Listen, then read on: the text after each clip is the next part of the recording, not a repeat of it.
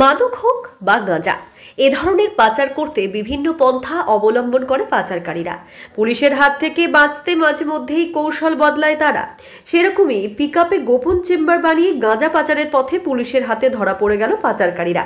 মঙ্গলবার গভীর রাতে বিহারে গাঁজা পাচার রুখল খড়িবাড়ি থানার পুলিশ। জানা গিয়েছে, গভীর রাতে আলিপুরদুয়ারের নাম্বার প্লেট যুক্ত একটি পিকআপ ভ্যান দেখতে পেয়ে তল্লাশি চালায় খড়িবাড়ি থানার পুলিশ। সেই পিকআপ ভ্যানের গোপন চেম্বার থেকে 129 কেজি গাঁজা উদ্ধার করা হয় এবং গ্রেফতার করা হয় দুই পাচারকারীকে। পুলিশ সূত্রের খবর, কোচবিহার থেকে বিহারে এই গাঁজা পাচারের ছক ছিল। ঘটনায় কোচবিহারের আকরারহাটের বিষ্ণু বর্মন এবং অনুপম বর্মনকে গ্রেফতার করে পুলিশ। পিকআপ ভ্যানটি বাজেয়াপ্ত করা হয়েছে।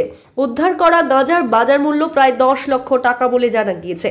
বুধবার ধৃতদের শিলিগুড়ি মহকুমা আদালতে পেশ করে রিমান্ডে নিয়ে এই ঘটনায় আরও কারা জড়িত তার তদন্তে নামবে পুলিশ।